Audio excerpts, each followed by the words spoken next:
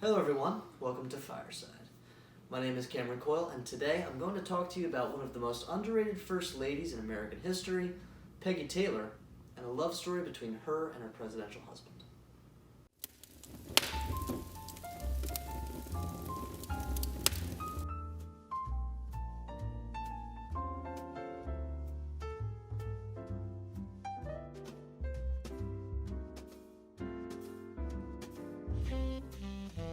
So, today is Taylor Tuesday, and coincidentally today is also the last day of March, which means it is the last day of Women's History Month. So in honor of this month, I wanted to, as Abigail Adams said, remember the ladies, and take a look at the woman that Zachary Taylor fell in love with and grew devoted to during their 40-year marriage.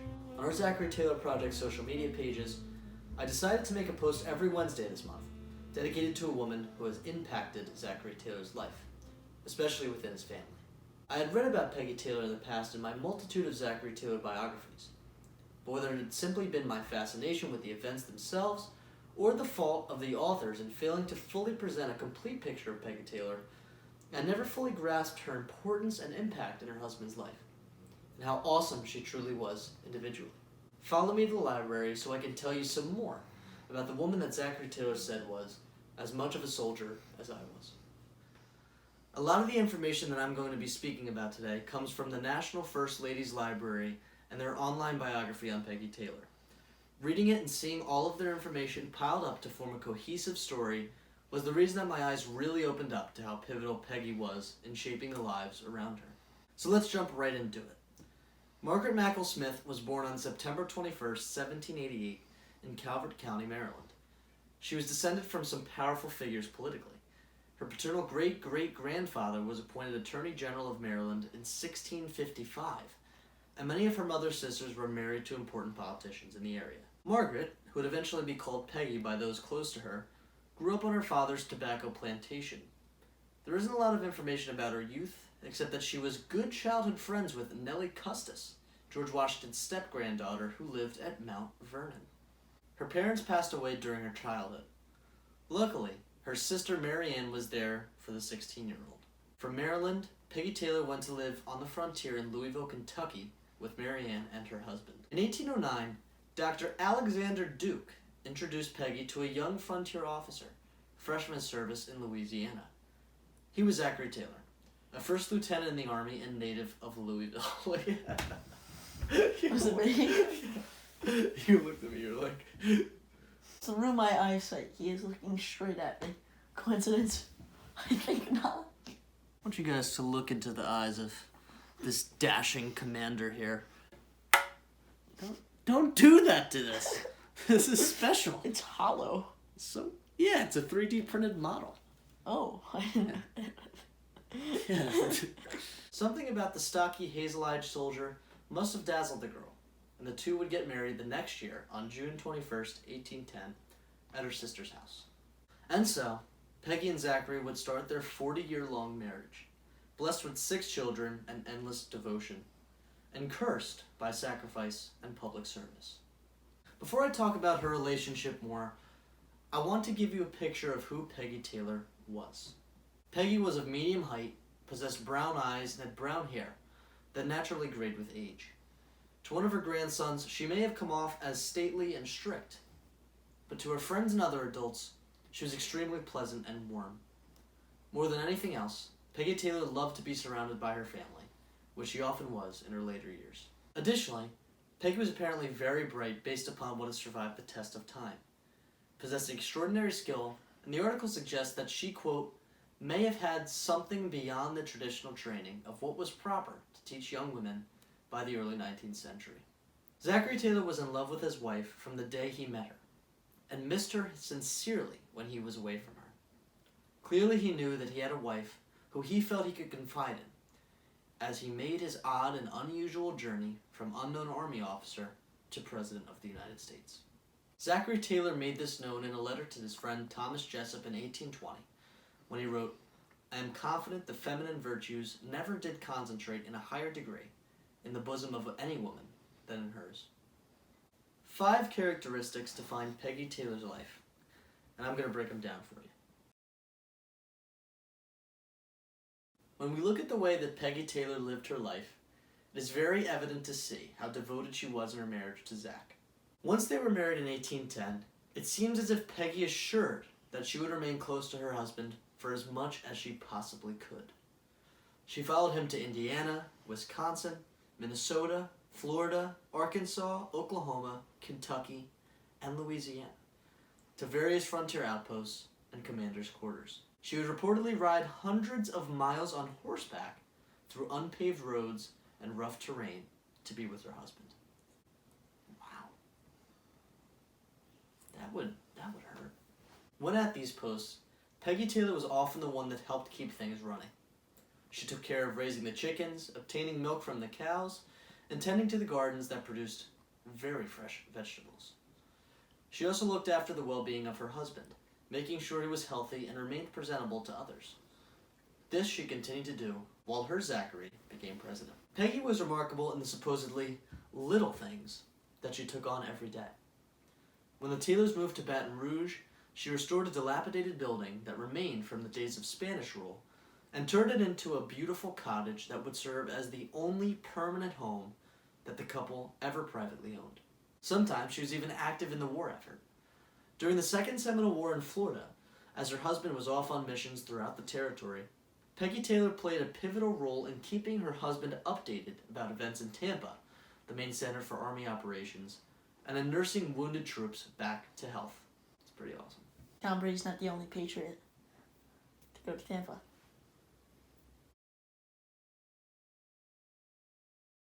Another thing that Peggy Taylor valued, along with her devotion to her husband, was the importance of a good education for her children. The couple knew that the key to a good life was good schooling. They did everything they could to give their children the best opportunities to succeed. 4 of their 6 children lived long enough to be properly educated. Their youngest and only son, Dick Taylor, was privileged to study abroad in Europe and graduated from Yale in 1845. But the most amazing testament to the Taylor family dedication to education was the great lengths at which they went to give their daughters a first-rate learning experience. Anne, their oldest, went to an academy for young women in Lexington, Kentucky. Sarah was sent to Louisville and Cincinnati, not Kentucky, in Cincinnati. Well, it is Kentucky, but Louisville's in Kentucky, Cincinnati's not Kentucky, Cincinnati's Ohio, not Kentucky. Sarah was sent to Louisville and Cincinnati, and Betty spent a lot of her childhood being educated in Philadelphia. Considering this was a time where women's education was severely limited, this is an amazing feat. It also beat having to grow up near bears and wolves. The educational desires of the Taylor family, however, weren't limited to just their own children. While serving at Fort Crawford in Wisconsin, Zachary and Peggy Taylor helped advocate for the creation of a school for Native American children on the frontier. The Taylors wanted to provide opportunities to children that they never got themselves, and they did this to an astounding degree. Peggy Taylor was a very religious woman, especially in her later years. She prayed often and attended religious services as much as humanly possible. While in Washington, Peggy made the trip to St. John's Episcopal Church nearly every morning. What proved very remarkable was her efforts to spread her faith to others. In Baton Rouge, she helped create a chapel out of a vacant room in the Pentagon Barracks near where the Taylor cottage was situated, and played an important role in establishing St. James Church, which is currently located at North 4th Street in Baton Rouge. Of the few circumstances in which Peggy Taylor officially appeared in public as First Lady, they were often dedicated to religious efforts.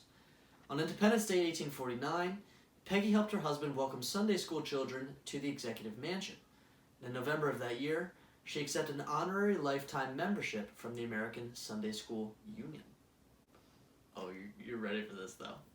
She loved her Zach, and she also loved her some Jesus.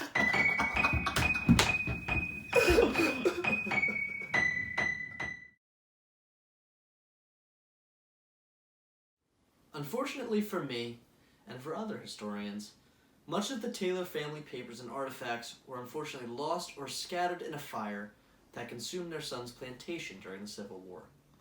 But although we don't really understand how much of an input Peggy Taylor had in her husband's policies as president, we can infer that she must have done so in some way. The fact that she came from a politically inclined family ensured that her views must have helped shape, or at least color the perspective of her husband's. Although she didn't serve as an active first lady, mostly leaving the role to her vivacious daughter Betty, she was not blind to the politics of the era and the policies her husband pursued. Verena Davis, a frequent visitor of Peggy Taylor's, said that the loving wife took, quote, every opportunity to drop a good word in company that might help her husband. Peggy may have even influenced old Zach's decisions on who to pick for his cabinet. As he struggled to find a proper and able candidate to fill the role of Attorney General, Peggy may have helped guide her husband toward Reverdy Johnson, a fellow Maryland native and the husband of one of Peggy's first cousins. From the pictures I've seen of him, it looks like Reverdy Johnson was the 19th century mix between Eeyore and Ben Stein. You know, Ben Stein. Bueller. Bueller. Bueller. Bueller. Bueller. Bueller. Good comparison or no? Yeah. Peggy Taylor felt blessed in many respects. She was constantly surrounded by her close-knit family that comforted and remained with her throughout her life. However, living on the frontier and in the public eye alongside her husband took a big toll on her. Frontier sicknesses took the lives of 3 of her daughters, which she mourned heavily throughout her days. In 1820, when she was just 32, complications from malaria debilitated her health, a strain which left her weaker and weaker as the years rolled on. The monotony of frontier life also caused her other pains. Zachary Taylor alluded to Peggy's loneliness in some of his letters back home to relatives, and being separated from members of her immediate family left her to fear for their safety. During the Mexican War, Zachary and Peggy Taylor were separated for 28 straight months, and the wife of the general became more and more nervous that she might become a widow. Peggy's piety led her to prayer. She supposedly made a promise to God that if her husband would make it home safe, she would give up the graces of public life forever. This she did. After her husband made it home and her husband became a candidate, she became even more uneasy. Peggy didn't want to see Zach win political office, especially the thankless job of the presidency. She believed that, quote, the election was a plot to deprive her of his company in their retirement and further to shorten his life. Again, she took to prayer to ask God for his defeat in 1848. Zachary may not have even voted in his own election due to Peggy's grievances, but the country had spoken, and the Taylor family had to pack up and go to Washington. Her deepest fears came true. When her husband died in July of 1850, in part because of the stresses that come with public life, Peggy was completely devastated. She couldn't stand to lose him. Rather than attend the funeral, she laid upstairs in the White House, face down and sobbing. He had finally been taken from her. After all of the years that they had weathered the storm of life together, she now had to do so without him by her side. After Zachary died, Peggy lived in Baltimore for a few months, and we moved to Louisville and St. Charles Parish in Louisiana with her children. In the Taylor family's old summer home in East Pascagoula, Mississippi, the home where the graying lovebirds often sat out and looked upon the calming waters of the Gulf of Mexico, Peggy Taylor passed away suddenly on August 14th, 1852. It seemed that Peggy never truly got her wish to have her husband to herself. Their love was strong, but Zachary Taylor had to share his love with the country that he was so valiantly served for the same amount of time that their relationship lasted. That side of the story is seldom highlighted in history books. It is important that we take time to remember the sacrifices of family members throughout history that have been made to advance society. Of course, that is something that we can stand to remember, as family members of doctors, medical personnel, and first responders must grapple with in this unshort time. It's important to remember that their sacrifice is for a good cause. The wives of our historical figures have often been classified and condensed into easily digestible narratives. But when we revisit the story of Peggy Taylor, we see the extent to which love, sacrifice, duty, and devotion have had upon the people that our great historical figures interacted with the most. We can't let these female figures slip away. By uncovering their stories and embracing their individuality, we appreciate history more and find how remarkable they truly were. That is something to take away as this Women's History Month ends. If you would like to read more about Peggy Taylor or gain some more insight about our other First Ladies, go visit the website www.firstladies.org. I actually visited the First Ladies Museum in Canton, Ohio a few years ago with my family, and we loved the experience. Make sure if you're ever out that way to stop on by. Thank you for watching this Taylor Tuesday episode of Fireside. Be sure to like this video, subscribe to our channel, share this video and series all around, and visit our website at www.thezacharytaylorproject.com. Follow us on Facebook and Instagram with the handle @thezacharytaylorproject for some more content. Make sure to either comment below this video or in our Instagram story about the 3 presidents that you want to hear about for next Fun Fact Friday. We love hearing your suggestions, and it only makes this series better. As soon as this video drops on YouTube, it's going to be out there, so make sure you tell us and give us your insight onto what you want to see. I'm Cameron Coyle, and I'll see you next time.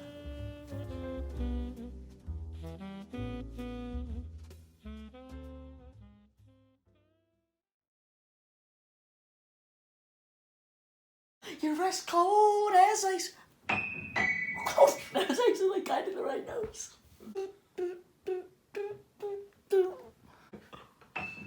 Oh, nope.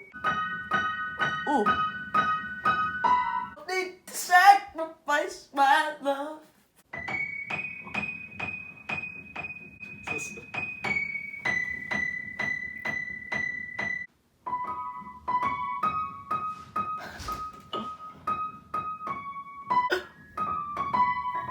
It's so bad.